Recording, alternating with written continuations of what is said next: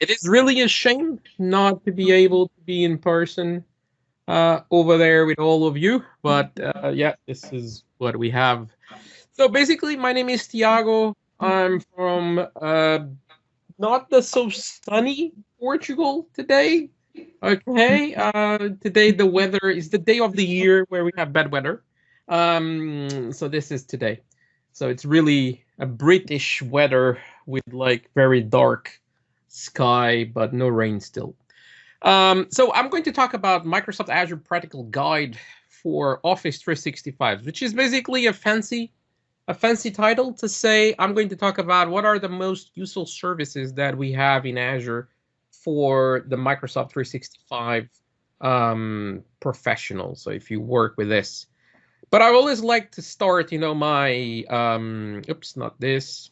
I'm just testing my new gear here is not going that well. And basically, I always like to start my presentations with, something a little bit like an icebreaker. And so I just bring this here today, which is if having coffee in the morning doesn't wake you up, okay, um, what can you do? Try to delete, okay, a production resource group in Azure. Because if this doesn't wake you up, to be totally honest, I really don't know what works for you. Okay, just you have a problem, believe me. So like I said, my name is Tiago. I work as a cloud architect. I basically I'm a global traveler too, so I like to travel around the world, which is lately it has been a little bit not that easy. Okay, I'm still traveling, but just not that easy. And after this week, yeah, I think I need to review some of my some of my trips. That as I'm still kind of absorbing what's happening now. But basically, this is it. I am a Microsoft Azure MVP for Azure. Been working with Azure since the beginning, basically, since the times of the Red Dog days, which was the code name for people that don't know. It was the code name for Windows Azure back in the days, which was something just for developers. Okay, many years ago. And yeah, I'm from Lisbon, Portugal, and that's it. You have also my website, tiagocosta.com, if you'd like to interact with me. Also on Twitter, I usually tweet loads of stuff around Azure, so just please follow me. So this is the agenda for today, and we're going to cover what is Azure, what's the status of Azure today, Microsoft 365 and Microsoft Azure, where they meet. And then I have here some services that I want to talk about, and I want to do loads of demos about them. App service, functions, Key Vault, and of course, other services that I find it useful, but I don't have time to show them today. So I will also bring them here.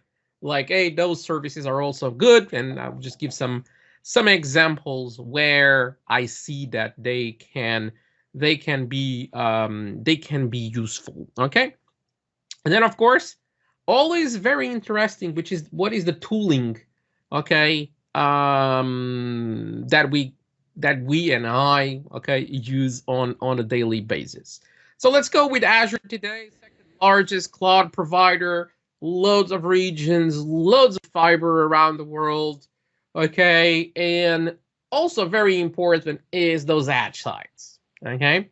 So those edge sites are sites that are really near big cities. And all around Europe, like all the capitals in Europe, they have an edge site for Microsoft. And then, of course, other bigger cities also have them. Like I'm just remembering out of my mind, like Frankfurt, okay, which is, as you know, a very large business city, a very large where a lot of population lives. So Microsoft has an edge site in that city. They also have, for example, one in Lisbon, where I live, but they don't have an Azure region in here. We can also have ExpressRoute, and ExpressRoute can put you. By the way, this is outdated. I think I need to update this because now lately they announced that this can go up to 200 gigabits per second in selective providers in selected regions, but yeah, it's possible today. And again, a bunch of fiber. But one of the things that I want you guys to understand, this is more for the Microsoft 365 professional, is one thing, which is what is an Azure region? Okay, when we talk about an Azure region, So an Azure region is just not one data center. It can be a set of data centers. And all those data centers, they are in the same country. And that is important. Why? Well, data residency concerns. If you have to govern your data around region, oh, you can have stuff in the cloud, sure, but it needs to be within the country borders. You need to know this. You need to understand this. There are a bunch of regions worldwide. I used to put the number there. Last time that I updated this, I just put a plus sign on the right of the number because they are always changing. I will never have the right number, and just I stop, to be honest with you, caring about that number. We need to understand is, for my customer, does Azure fits the needs or not? Okay, so I think that is more the important part than the number of regions. Because to be honest, or you have a very specific workload and you're really big, most customers don't use all of them. Okay, they just use some regions and they don't use the 68 plus regions that we have available right now. We also need to understand is the regions that I'm going to use. Do they have the services? And then don't forget this part, with the capabilities that I need to use, because not all services are in all the regions. And also very important is not all, okay, the features of the services are in all the regions. So you really need to figure it out, okay, because you need to understand if that is the case so that you can select a region where that fits. This is just you guys to see, hey, yeah, like, yeah, a map, loads of regions. We could zoom in Europe and we see that, yeah, there's like loads of regions over there. I usually like to show this when I, get starting with showing Azure for people that don't know what a cloud is. I just bring it today because I just want to talk about that. When we integrate this with Microsoft 365, Microsoft 365 is software as a service, so the most at the right in here. We can run like a VM, host something on a virtual machine, and still connect, okay, with that software as a service. But of course, that is pretty far away when it comes to cloud models. That requires loads of maintenance. That requires loads of work and administration work that maybe you don't want. So today I'm just focusing more on the platform as a service. Not saying that you can't run stuff on a VM. Sure you can. Okay, I just don't want, to talk about that stuff today because I just want to talk the cool services that are more useful for you. And I truly believe that is more on the PaaS side of things. So let's go to that. Azure and M365. And for that, I just bring this slide here where I have Azure Active Directory here on the top, right? And Azure Active Directory, you create an Azure tenant. And it's going to be like mycompany.onmicrosoft.com. Then, of course, yes, you put a custom domain on it. Sure, okay, whatever. But let's just mycompany.onmicrosoft.com. That's what we have here. And we have that great. And we have Microsoft or Office 365 with all the services like Power Platform stuff, Exchange Online, Teams, SharePoint, OneDrive, all of that, all those services, we have them. And we have users. Well, users, they don't live here in the SaaS part. They live here on the identity part, and that's Azure Active Directory. And this is pretty funny because one of the, I did a work for Microsoft, and that was going to universities around Europe, and and then try to bring them into Azure. And most of all those universities, they're already into Microsoft 365, okay? So they're already there. You can't even imagine the number of people from the IT department that I was like, oh, Azure, blah, blah, blah.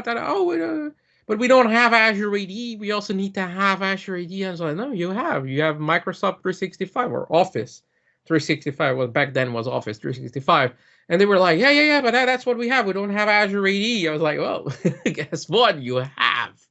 Yeah, you just manage stuff in the Office 365, Microsoft admin portal, but that doesn't mean that stuff really it's there. It's just, in Azure AD. So saying this, if we create subscriptions, Azure subscriptions, because that's where we run our Azure services. When we create a subscription, let's just call it subscription 1, it needs to be associated with one Azure Active Directory so that all the role-based access control, let's imagine my user, this is definitely not a best practice, but let's just imagine Tiago at company.onmicrosoft.com. Hey, it can be the owner of that subscription 1. So now I can do a bunch of stuff there. This is why we need the association of one subscription here can only be associated with one Azure AD, but I can have one Azure AD with multiple subscriptions, and here we represented 3, okay, subscriptions, and and each subscription has a bunch of resources, and they are all associated with the same Azure AD, which is pretty normal to have that, and that is where when we have this, and when we have very large companies, we start to need to think about Azure governance and stuff like that. So I'm not going to talk about that today, but I always like to make a reference to that because that's massively, but really massively important when we talk about this kind of stuff. Also to do cost management and a bunch of other things. But this is what we have. So now, what services can I put there that they can be useful?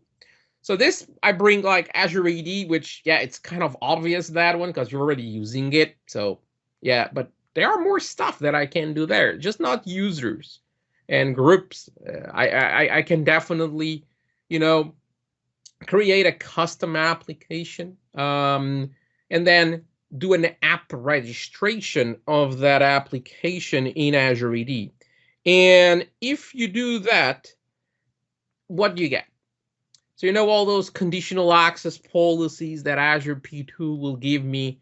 You can also do that for your custom application. That's like massively cool. So okay, that will be really, really interesting in adding that, okay, to the set of capabilities of your application. And you kind of get that, okay, within Azure AD. You don't need to set up that much. But of course, then I bring here 3 services that, look, I find that's like massively cool if you're doing Microsoft 365 stuff, which is the Azure App Service, Azure Functions, and the Key Vault. So let's just get started with app services, okay? What is Azure App Service? Scalable platform to host web applications, REST services, mobile backends. You can create apps in a bunch of different languages and frameworks: .NET, .NET Core, Node.js, PHP, Java, you name it, Python. And then you can host them in here. In the back of this could be Linux or it could be Windows. And yes, there are plenty of differences on this. You can then integrate with development tools like VS Code, Visual Studio, with Eclipse, but also with Azure DevOps or with that, like pipelines. And you just set up a DevOps pipeline that will automatically, just using CI/CD to deploy your applications into Azure, or with GitHub Actions, same thing. Okay, we can set up that, and of course, I can also support custom domains on this, like azcontoso.com. Yeah, if you want, yeah, sure. Let's just create an app with that domain, because this creates it's going to be the name of the app service.azurewebsites.net. And maybe you don't want to use that. Maybe you want to use custom domain. Sure.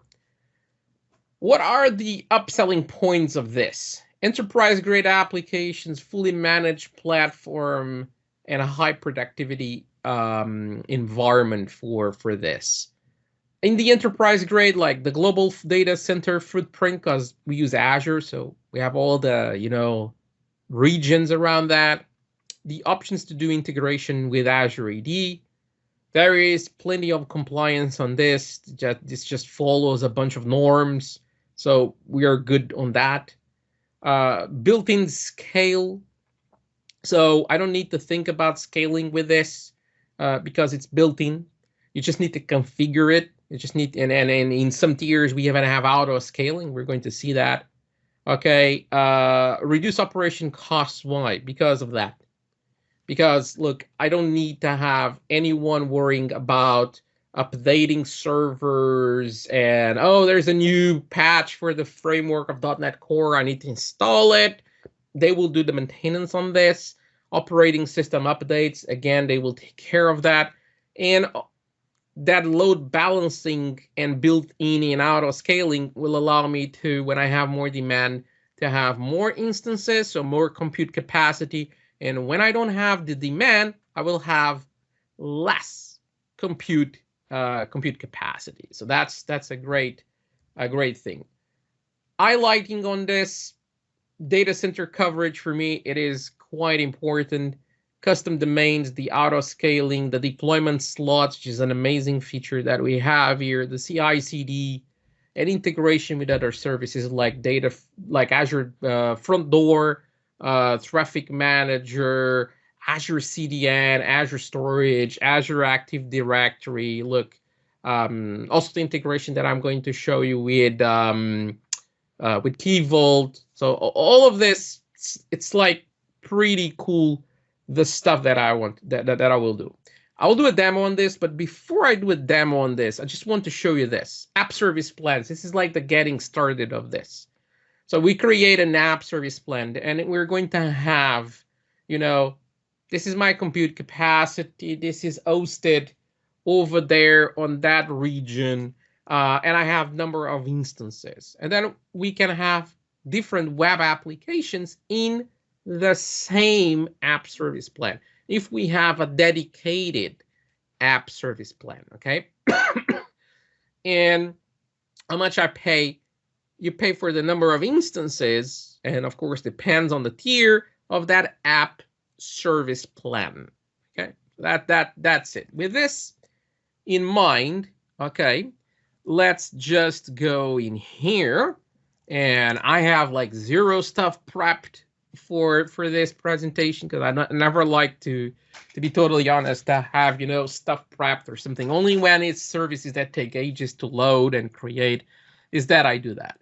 So let me create a service, and I'll just say, hey, I want a web app. Okay, I'll just search web app on the marketplace. I find a web app. I select create. I select now here one of my subscriptions, and I'm going to create a new resource group for this.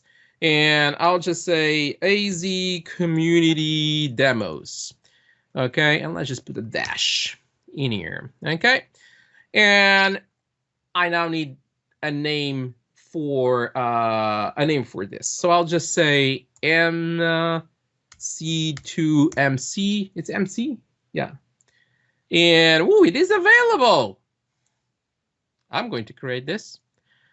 I choose what is the framework. I will go for .NET 6.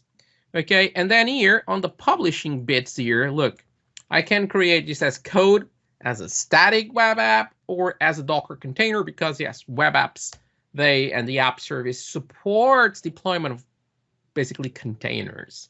I'll go with code. Not going to cover containers today.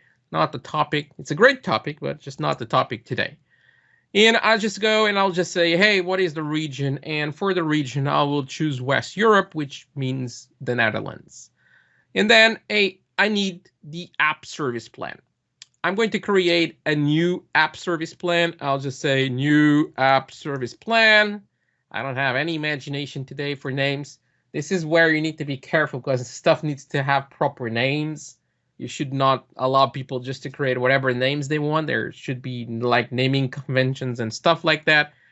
And then I'll go for the SKU and size. And look, there's like dev and tasks, but I'll just go with production. I'll just cover like 2 here, which is like standard and P1 V2.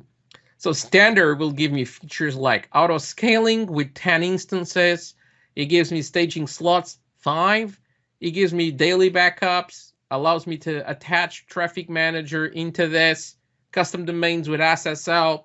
It's not bad. But if I go to premium P1 V2, this is what I get. Custom domains with SSL, same thing. I get more instances, and this is not totally accurate, the 20 instances in here, because we even have some regions where we have more, which is like West Europe, we can go to 30 with this plan here, okay? Staging slots up to 20, that is correct. Backups up to 50 times a day. And storage, I get 250 gigs to store my applications, where in the standard, it was just 50, which, to be totally honest, that's more than okay. So I'll go with premium. I could just set up the continuous integration with this. I'm not going to do that. You can also set up application insights on this. Again, the demo is not about application insights. So I'm just going to say, no, I don't want any monitoring stuff on this. I just want to deploy this. And now this is being, okay, it is being deployed. It should not take that much time. And when that time is being done, I'm just going to fire up Visual Studio 2022. I'm going to create a new web application with the name Web Application 10 is a great name. I'll go with this. I'll go with .NET 6, no authentication in here, and I'll just click create. This will create the standard ASP, okay, .NET demo application, and I'll just go here to the premise and welcome MC2MC, okay, viewers. Now let's just put something like this, okay? So let's minimize this. This is done. So the web application is created, and if I do this and if I click browse, this is the landing page. Okay, your web app is running. Oh, crazy days, right? And you're like, oh, okay, yeah, sure. Okay, cool. And you're like, okay, I want some content in here, not this weird landing page. So this is why we are going into this web application and just look at how easy it is. And by the way, you do this using a pipeline on DevOps, GitHub Actions, something like that. You never do this from Visual Studio, but I'm just going to do this from Visual Studio. Right click on the project. There is this publish thing in here. And now they ask you, hey, from where do you want to publish? Azure. Where do you want to publish? App service for Windows. Yeah, that's the one. This is going to connect to my subscriptions. Hey, AZ community demos, because this is connecting, okay, to my training subscription. And there you go. I have it there. I click finish, and I'm just, deploying this to this web app. And by the way, I'm not deploying. Now I'm deploying, okay? So the first step that I did was just downloading what we call the publishing profile, which is just like how should we publish, all the basically the publishing key and all of that. Only when you click publish is that now it's going to run through the publishing profile that I have on Visual Studio, which it's going to build, okay, and then it's going to deploy that build. And it should not take that much time. It's already there, and see, this is what we have there. I will close this tab. I'll go to this one, and I'm just going to refresh that you really, oh yeah, that's exactly, okay, what we build. And this is the website. It is just this, okay? It's pretty simple, but this is an ASP.NET web application that is running, and we get this. So it's pretty cool what you can do, okay, with this, and it's really easy to do this. So now you guys ask, oh, what that has to do with Microsoft 365 and things like that. Imagine that you need to create a web application that needs to interact, okay, with data that you have on the Microsoft 365 front. So definitely having this in Azure, which is the same place where M365 is running, it will give you loads of benefits, mostly on latency, but also on security front and all of that. And this is what you get. Okay, so you get this. Okay, and you can basically just very easily, okay, run your application in Azure. Okay, but now you guys ask, oh, but I don't like that domain. I want it to have, like a custom domain, Tiago. Okay, that's fair. So this is why I have another tab here, and I have DNS.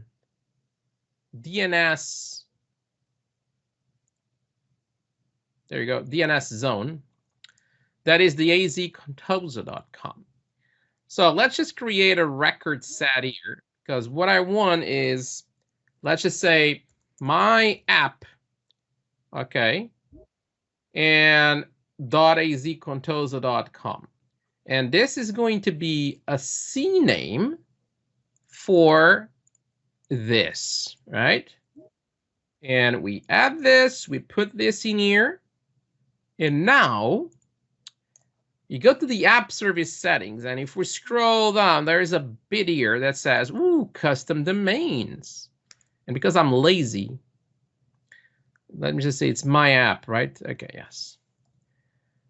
Add a custom domain, and I'll just say myapp.azcontosa.com. Let me validate this, and let me add the custom domain. And as you can see, okay, that custom domain has been added in here. So now it's already responding by that, myapp.azcontosa.com. And this is a true email that I have, that I own. So you guys can try, it will work on your side. But it's still saying that, the SSL state of that is not secure because I don't have a certificate for this yet. There are several ways of doing this. I have, and let's just go here. If you search for app service certificates, there's a service in Azure to buy certificates. And guess what? I bought a certificate that is a wildcard certificate here with 1 year.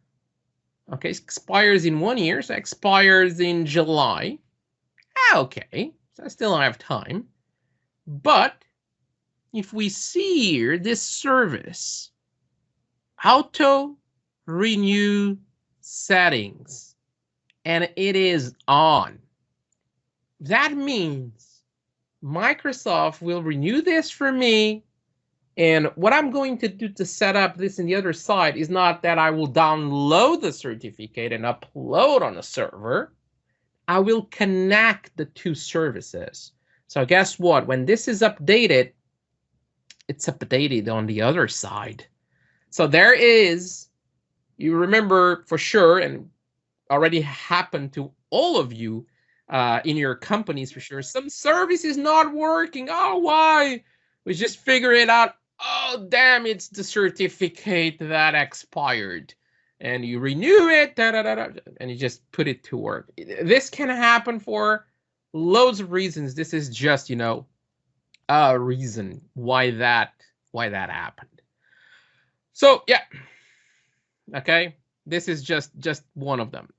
I can also come in here at TLS SSL setting on the app service, and you can go to private key certificates. And if you have, imagine, already a certificate, you can upload it in here, or you can import it from the Key Vault. Or last option, create an app service managed certificate. You can even create a certificate in here. And this certificate that you create here is even free of cost. And it's fully managed by the app service.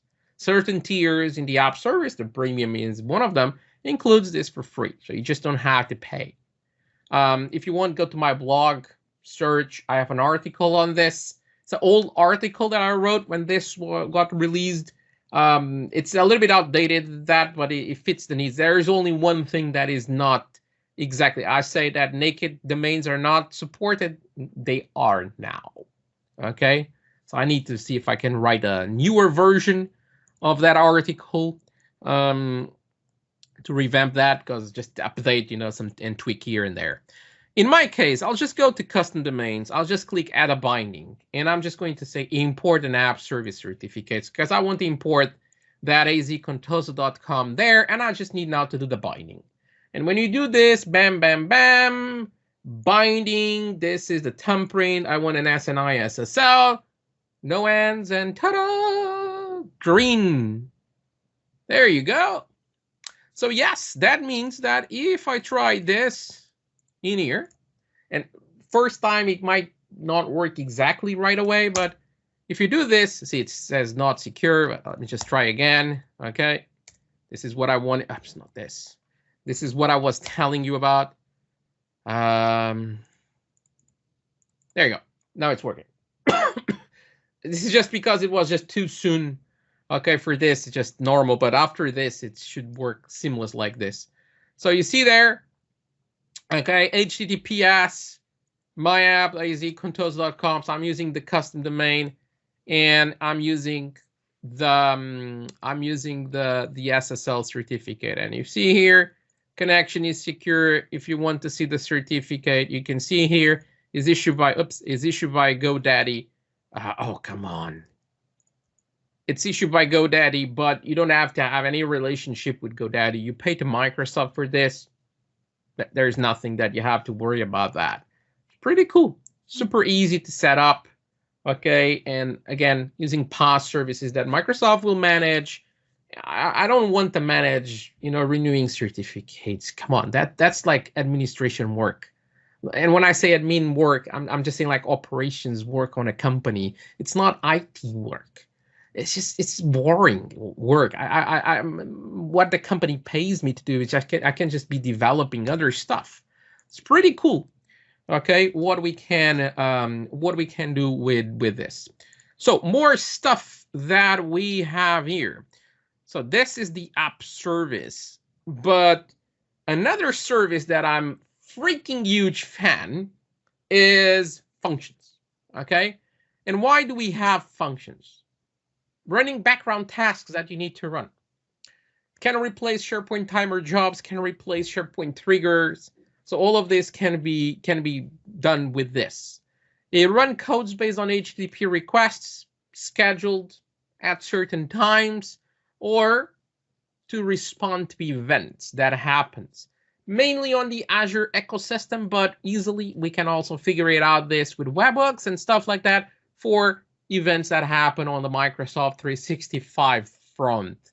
Okay, we can interact this and we can start to respond to those events using using functions. Functions, they can be written in a bunch of languages. They can even be C#. They can be Java, PHP, Python, JavaScript, but they can also be like PowerShell. So if you're more, Tiago, I'm not a dev, I don't want to use a function. PowerShell?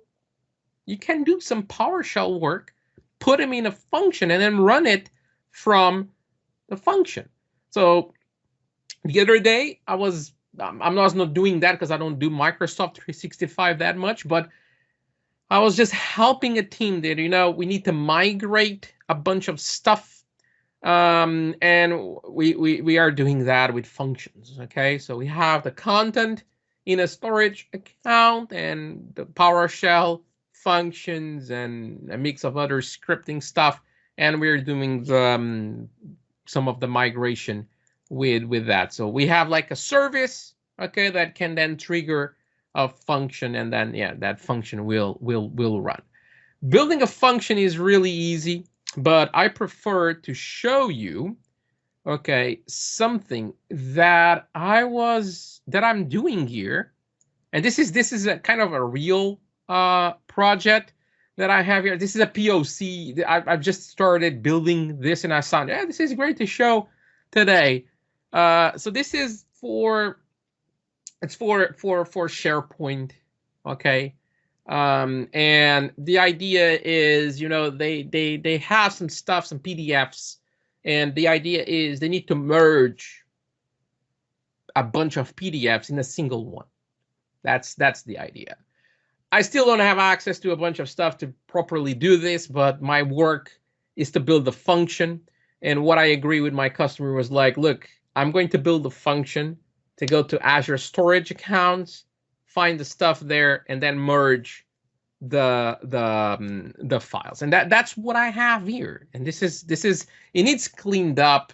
Look, for Christ's sake, don't put a connection string in the code. But this was just me trying to figure it out, that because this is just not even running anywhere. So I just put this in here. Okay, I just wanted to say, don't kill me for having to store it like a string in here, because that's not probably the way to work for sure. I know that. But what I have here, this is my function, and it's a queue trigger function. And what does is it gets a payload as a message queue, which the payload is something like this. This is the name of the output file. This is the files that I want to have there, okay? And then this is the blob container name, so demo merge PDFs. And then this is it's the payload of that message, okay? And what's going to happen is then, yeah, this will run. And what I'm just doing is, look, I'm just getting all that data and then calling this merge PDF method that it's in here, that I use PDF Sharp, which is a very known library. If you don't know code, you don't need to know code, okay, for this. It's just very known library that does all the heavy lifting of the PDF stuff, okay? And look, I just have this in here, and we'll just merge the PDFs. So pretty cool, okay? If we have the time, I will show you in the end this, but for now, let me just create here a function app. And when I say a function app, I can just say here, hey, look, AZ Contosa training, AZ community demos, and I will just say MC to MC func. And then I select here the runtime stack, the region where I want to put this, and then the hosting. And when I go to the hosting bits, this is where functions are like awesome. What's the plan type? And I have 3 types of plans, okay? This is serverless consumption. When we say serverless, I don't want to say there's no servers, okay? Of course there are servers, but the idea is you don't have to worry about that. It's the abstraction around servers that we just don't want to care about them anymore. How do you pay this? If you don't use it, you don't pay. If you use a lot, you pay a lot. If you use just a little bit, you just pay a little bit, because you pay for consumption that you put on this. Time, number of executions, the time of the executions, the memory that you spend for this. So that's what you pay to execute this. If you just execute this, like for example, I run the Azure Portugal user group, and we have a bunch of Azure functions to do some of the admin work that we have behind the scenes, etc. And I run that in one of my subscriptions.